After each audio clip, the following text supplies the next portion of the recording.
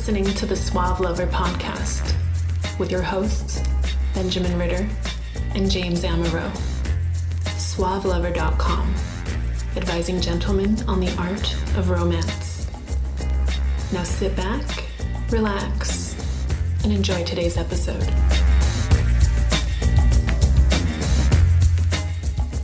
I was at this party, this is a while back. I was really having a great time. I was meeting a lot of different groups of people, and one of the girls I approached had a beer, and what I used to open her was, oh wow, what kind of beer is that? That looks a little unique. How is that? We talked about it, we chatted, we went on to a different tangent, and I left. I went to the bar and I bought a vodka soda. Walking around the party, run into her again. She looks at me really questioningly and she says, "You're really excited about that beer." Okay. Kind of sensing a little bit of incongruence because she sensed something that wasn't right. It wasn't like in place. Obviously, when I was talking about beer, I didn't really give a shit about beer. That was a really good lesson in just being congruent with how you display yourself, what you show your interest in, and what you're passionate about. People will create a idea of who you are when they're meeting you, when you're interacting with them, and they will continually test that idea. Is this person who they say they are? Because everyone is always a little bit worried about the people they're meeting. Rightly so. If a stranger came up and started talking to me in a bar, and I was 23 years old, I would naturally and instinctively, I believe, want to defend myself against the threat of life termination. Louis C.K. says that men are the #1 enemy to women. Yeah, right. Greatest threat possible. Right. Greatest threat to women. Rightly so, that a girl would want to see what you're made of. And unfortunately for us good guys or us bad guys or us players or whatever. Beer drinkers. We have to suffer through the process of getting to know another person and having them see what we're made of. And sometimes these tests, pickup artists call them shit tests, we can call them congruence tests, are designed to sort through what exactly you are made of. In other words, are you who you say you are? Are you the kind of person you appear to be or claim to be? And moreover, can you handle my girl shit? And every girl has a different level of girl shit, right? Some girls are the sweetest girls that you know. How is it that she's so amazing? She's so cute. She's got a good head on her shoulder. She's nice to everybody. And how is it that she is such a vile fucking contemptuous cunt? So every girl's a little different, and so it's hard to sort of anticipate what you're going to get. But always be prepared, like a Boy Scout. Here's the dynamic. Excuse me, lady. I now intend to chat you up. What's her response? All right, let's see how this works. And so she starts throwing shit at you, right? That's what the test is. So what'll she do? She'll say, "Do I know you?" Yeah, we go way back. Don't you remember me from elementary school? Right. No, so do I know you? I have a boyfriend. She might say that if you're coming on a little too strong, because that's a complete defense mechanism against sex. That's right. Are you hitting on me? Right. Actually, right there. That's perfect. Are you hitting on me? Boy, is that a loaded question. Because if you say yes, you're afraid that you're off. Shit, you oughta me. If you say no, well then what the fuck are you doing there? So that's a loaded question. I'm just taking a survey. Yeah, right. I'm surveying everyone's names and occupations in this bar. Are you hitting on me? You fucking better believe it. Am I doing a good job? Your mindset when you go chat someone up should be, nothing I'm doing is wrong. Nothing I'm doing is shameful. If she asks me what I'm doing, I'm here to get to know you. I'm going to start hitting on you when I find that you're the kind of person that I like. And so there are a few different ways to answer that question. Sure. Something that I would use is, actually, I saw you checking my ass out from across the bar, so I had to come over and just basically tell you to please stop. Or at least ask my name first. Or like we mentioned before, yeah, I'm actually just taking the names and occupations of everyone in this bar. I'm Ben, I'm blah, blah, blah. What do you do? What's your name? Yeah. Or you can say, no, I'm evaluating you. I'm not hitting on you yet. There's a lot of different ways, but you're responding not with fear or insecurity. Or defensiveness. That's right. Or anger. Nope. Or frustration. Why might you be angry or frustrated? Here's why. Because you have started talking to women. You're new in this journey. 6 months in, you found that you can talk to your coworkers or the friends of the people who are friends of yours who introduce you. In other words, where you already have reasons to have rapport. Then suddenly you talk to a stranger and she blows you the fuck out of the water. You're like, whoa, why are women such bitches? They're not. You just hit on a woman who's hot, 25, and you are the 15,000th dick that has been presented to her in her lifetime, and you're like, why doesn't she understand that I'm a good guy who just wants to get to know? Of course she doesn't. I remember thinking, hey, you know, I'm tall, I'm reasonably put together. Why is it that when I chat up strangers, they really don't respond well to my game? And it's because, holy shit, did I come off as really, really rapey. Like way too strong. When I learned to quit being unsexual, which was my first problem, when I've corrected that, I overcompensated and I was way too aggressive and I needed to learn to calibrate. You too, dear listener, will have to learn to calibrate to adjust to the circumstance, and being prepared to have a girl say, I don't want you, I don't like, get out of here. Just being prepared to handle that pushback. That look of disgust to, why are you talking to me? That you have to learn how to play off that. And so not let it affect you personally. And the only way to do that is, one, to be prepared to experience it multiple times. I have to actually keep reminding myself, is that when a girl tells me, get out of here, when I say something outlandish and she goes, you're stupid, when those things happen, that's not rejection. That is a congruence test. It's like, can you handle my snottiness? Can you handle my sarcasm, Mr. Man? Perfect response to that. You look at her with a little kind of dumbfounded, side-cocked puppy dog look on your face, and you go, that's pretty cute. That's sort of cute. Okay, now. And then continue. How to Start a Kinky Relationship by James Amaro is the definitive guide to successful, alternative, romantic relationships. The book has been called 50 Shades of Grey for Real People.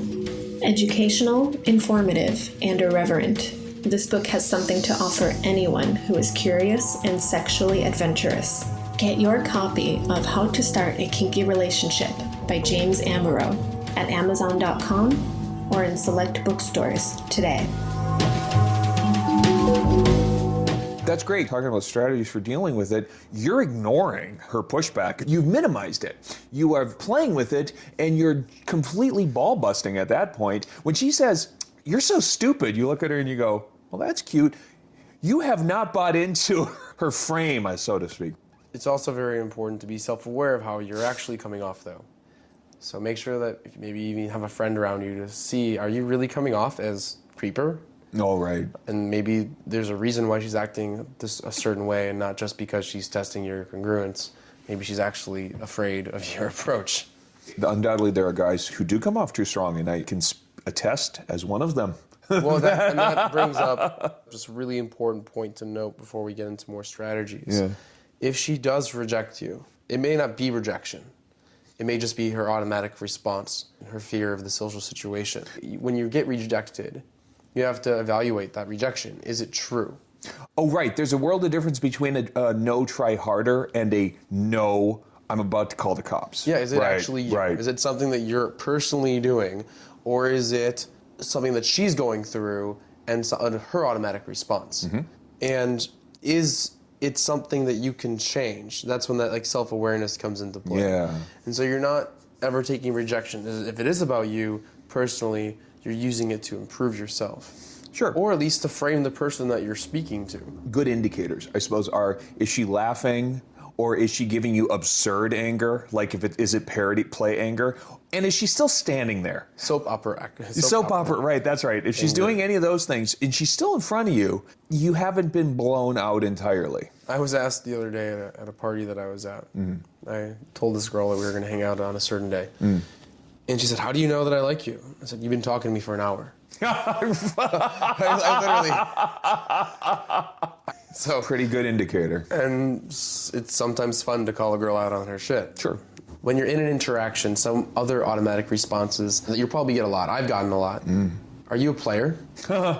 And why would a girl say that? She doesn't want to get played. There's a world of difference between playing and being played. And I think girls understand that there's a dance going on. But now the pickup artist community has gotten a rap. The pickup artist is teaching guys how to trick girls into getting into bed. Whether or not you believe that to be true, it actually doesn't much matter. The community has got a bad reputation. So if she is asking, are you a player? Are you going to hit it and quit it type? And she's not actually interested in that. Well, now, isn't this a little case of the inmates running the asylum? When she asks you, she's trusting that your answer is going to be truthful.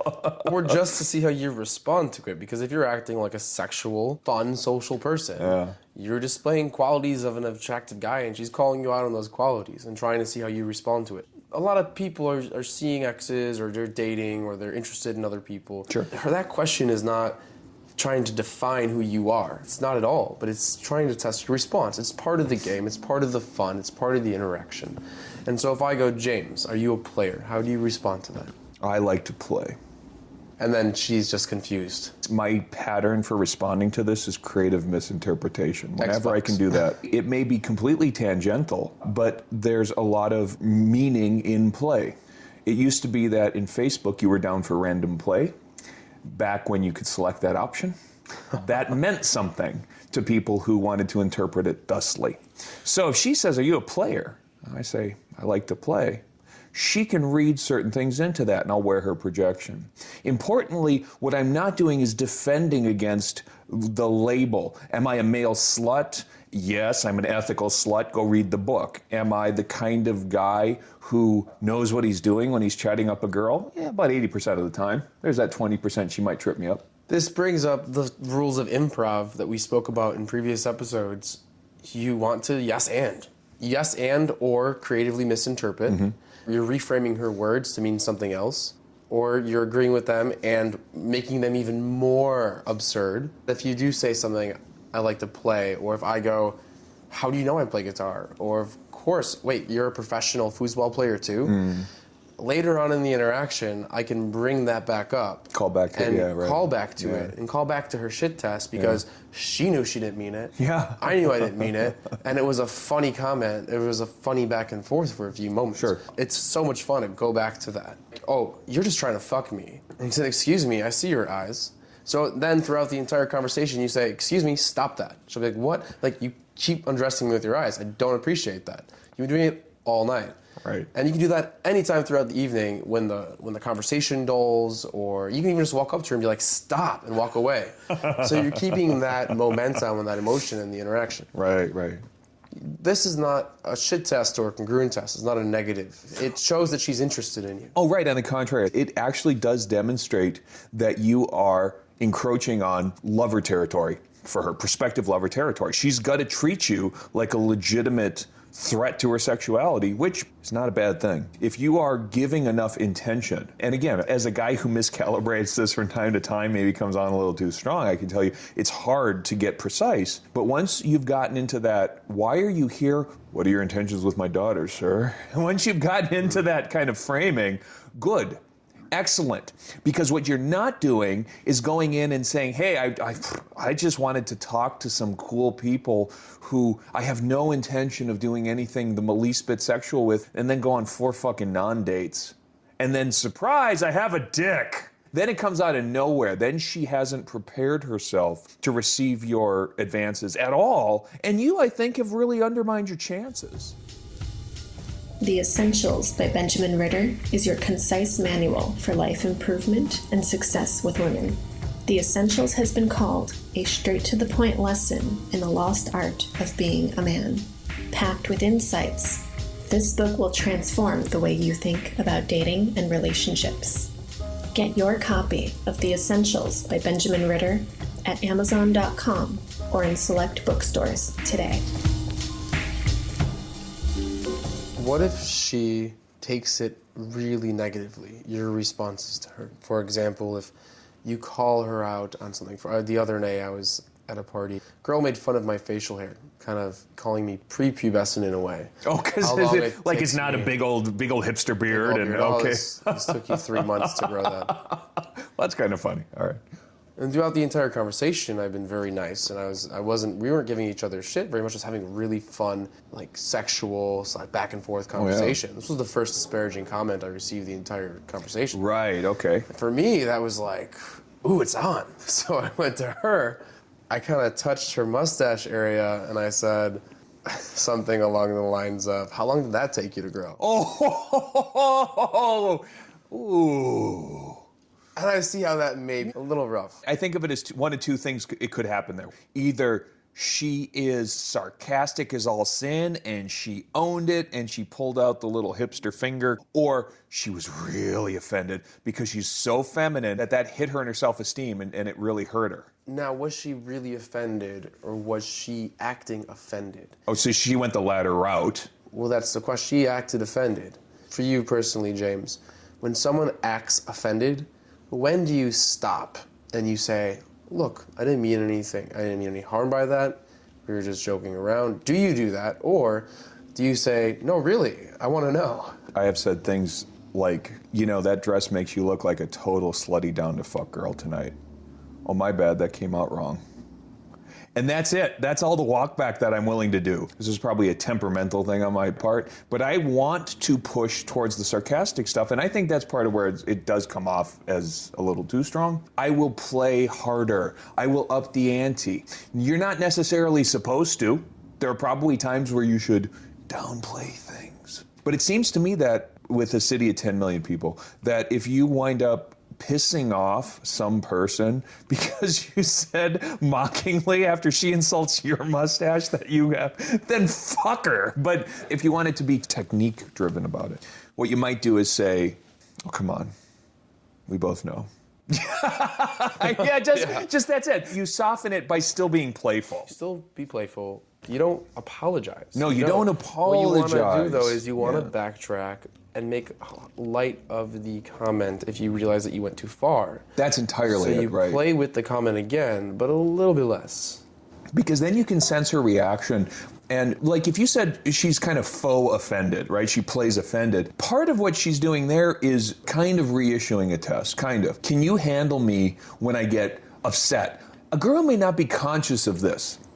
She may not sort of sit down and say, I'm going to start testing guys in my life, see what they're made of. But if she knows that her last 10 relationships have involved her becoming tempestuous and angry, and the guy dealing with it by being the rock, or the last guy who was the horseshit one got all panicky whenever she got upset, and you can hopefully give her some masculine energy and just be cool with the fact that she's like, I can't believe you said that, you're such an asshole. It's like, just a quick disclaimer.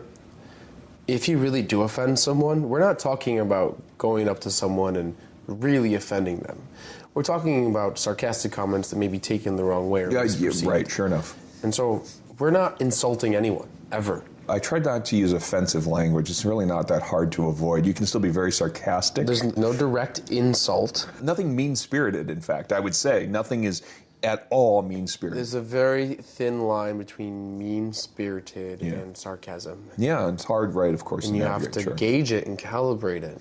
Doesn't matter if you offend someone, but you don't want to offend someone. I think it's real simple. If you didn't set out to offend someone, don't worry about setting the record straight if she is offended. If you didn't aim to do it, you have nothing to justify, nothing to defend. You should be able to live with yourself if you're like, hey, I was just playing and, some sand got in her eyes. And if you can't take it, that's great. I'm going to walk this way. With that mindset that says it's okay to mess around with people, to make slightly sarcastic remarks, if you're that kind of person. If you're not, and you're polite, and you don't say anything to offend, and your conversation is as substantial as terribly cold weather we're having, then she's probably not going to feel anything whatsoever toward you. And that's cool. You just did a very safe conversational maneuver, and you will reap the benefits of a safe conversation, which consist entirely of nothing.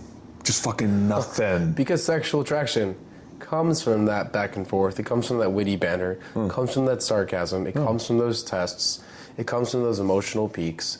And if you just want to have a normal, plain conversation, go call your parents. Totally. What are substance tests about? Like, if I could say, Ben, could you please inventory your beliefs, values, hopes, and dreams for me so that I could see what you're made of as a person? How do you even fucking do that? So instead, these tests are a proxy to sort of figure out the intimate, the private, the substantial things about a person. And this, if you think about it, is incredibly accelerated intimacy. It's very close to be able to talk about and bust on and riff on and play with these sore spots, so to speak, of conventional interaction. It's way not safe for work conversation. That allows you to get close to somebody because you are saying things that are inappropriate. You are having emotional peaks with a person, led by you, hopefully, and they will remember them, attribute them to you, and then later on, it's like, oh, I feel surprisingly comfortable with this person. We've had some, like, close moments where he was fucking with my makeup. He was calling me, he said I can't put my hair together, that fucker. But he was okay about it after. I kind of like that. That's an emotional response versus, well, let's see. We talked about the Super Bowl, and neither of us really cared about either team, and I don't remember what he looks like. You know? This actually is a really good time to answer some of the questions that we received. Oh yeah. So some of these questions are really important. I want to make sure that we answer them. We're going to keep it anonymous. If you have questions, they're always going to be anonymous unless you specify. You can email us at podcast@suavelover.com, and we'll answer them pretty quickly on the episode and even write you a quick response. So one of the questions was, this guy keeps getting asked, are you gay? I can't even tell you how many times I got asked this question.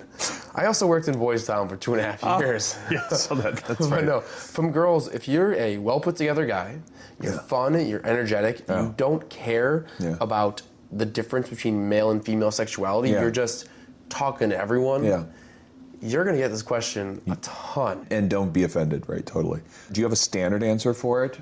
It varies, but most of the time it goes along the lines of, why, do you know a guy? That's good. I've heard the standard response of, no, but the guy was fucking last night was. Or I also heard, why, do you like girls too? Oh, that's great. Which works. Yeah. And so they're all fun, they're light. The one that I keep saying, and I've been saying this for years, so I guess it's my pat answer, is, holy shit, I wish I was gay. My life would be so much easier if I was gay. Do you know the difference between dating a guy and dating a girl? If I'm dating a girl, I'm like, hey, Samantha, let me talk about your hopes and dreams, buy you dinner, and, eventually maybe we'll have a relationship. But if I'm a gay guy, I'd be like, hey, Sam, you good to go? No? Frank, you good to go? Good, done. I wish I was gay. What's nice about that is you're bringing up the fact that you want to have sex. Yes, indeed. Which is great. And a lot of times your response is, they don't have to directly confront her sexually, but if they bring up sexual topics, then she understands the frame that you're creating. In fact, she framed it. In this case, I think this is one where it's a playful tease. So you're not sort of trying to suppress the frame or control the frame. You're playfully teasing. Don't see that negatively at all. It's a good, you're doing something good. Yeah, right. You're doing something right. Right.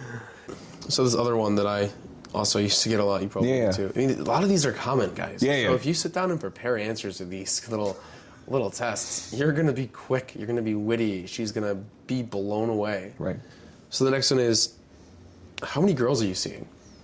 Right now, you're the only one in front of me. There's a couple in my field of view. That's making fun of the word seeing. It's creatively misinterpreting the verb see, which I think does the job of disabusing her. And frankly, you don't need to worry about that or answer that one, because what she's not asking is, are you available? Which is weird. She's not asking, are you seeing someone else? Which is actually on the list. Do you have a girlfriend? Well, fabulous question if she's asking that in an early conversation. But no, I think just playfully ignoring that. Will you be my friend? Please tell me you'll be my friend. I'm so lonely. Yeah, so you kind of play it off. You ignore it. Yeah. You don't interpret it the way that she's interpreting it. Right, right.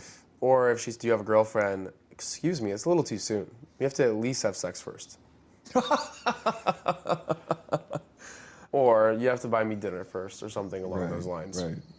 My wife would never allow that. That's what I've just heard that sentence. For which one? Would you have a girlfriend? No, my wife would never allow that. That's even funnier. But you see how these are very positive. These are very much questioning you as an attractive potential partner. Right. Mm-hmm. We'll just do one more, and a lot of guys actually submitted this. Are you gonna buy me a drink? Oh, do you know? It's my birthday. That's such a bummer. bummer. It's my birthday. You want a shot? It's my birthday. It's a bachelorette party. It's whatever the reasoning is. That's such a bummer because if you're the kind of person who buys people, friends, guys, girls, whatever, drinks, sure, buy her drinks. No big deal. If you are that kind of a person, the thing that you never want to do is rent a girl's attention. Don't buy her a drink to hope that she hangs around for a few minutes. That's just fucking wasteful. And my beautiful ex-stripper, ex-roommate, she is very good at parting men from drinks and money and, as it turns out, cars. So if you're the kind of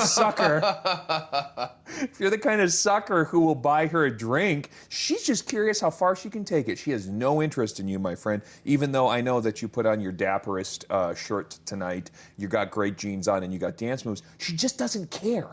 I can see this question being asked in multiple ways. It Sure. can be asked as, I don't care about you, Yeah. I just want something out of you.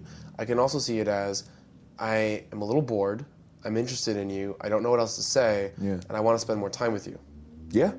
So it can go either way. It can be a positive statement towards you that she wants to spend more time with you, or negative. Okay. If it's negative, usually if you've just met her, or within the first 20 to 30 minutes, I would say if you haven't kissed her yet, pretty good standard. If you haven't been able to kiss her yet, do not buy her a drink. Yeah. If you have, and you want to buy her a drink because she's a fun, interesting person that has already shown you physically that she's attracted to you, buy her a shot. Actually, Buy that's her a probably drink. very good advice, is never buy a girl a drink any more than you'd buy her dinner as an incentive to be around you. But if you reward her for some behavior, that's actually probably pretty good. Because, you know, you spend time in Chicago's nightlife, I've served my time.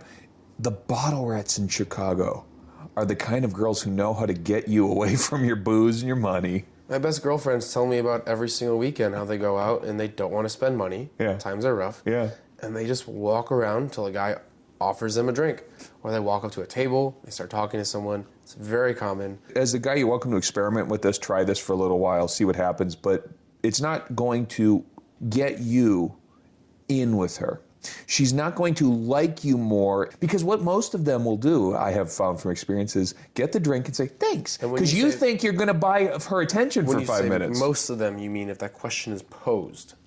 As such, too early, and you're just like, hey, you know what, I'm open with my wallet. And some girls will say thanks and walk away. I see it all the time. And some girls will say thanks and make you think you have a chance for 20 minutes until they're done with their drink. Yeah. And then they'll walk away. Yes. Thank you very much. I'm walking away. Buying a girl a drink is not attractive. You're not going to make a girl attracted to you because you bought her a drink. Because there's advice that says never buy a girl a drink. I don't think that that's necessarily true. Never rent a girl's time hoping to keep her around by buying her a drink. Never do that. And I love how we keep pushing that because it is a really, really prominent action by men. And it's a way for you to lose your attractiveness to a woman. Guys we coach and consult are guys who have money, and they're like, a $10, $12 drink is no skin off my nose. I understand. You're undermining your opportunity to get to know her in a genuine manner. That's why the advice against it. So those were some pretty great questions, and I think we covered a lot of the automatic kind of shit test you'll get in conversation. Very common, yeah. And you'll start hearing these. When you get good at what you're doing, they don't stop. Right. They go and they go and they go. Right. And if you're not getting shit tested, then you're probably already talking to someone you already know. Yeah, yeah. Because these are common. And they are attraction. So you're on the right path, so to speak. Yeah. And if you're ever confused about what to say to any of these shit tests, remember, act like a little puppy and say that's cute. You have been listening to the Suave Lover podcast. Visit suavelover.com to become the kind of man that women crave.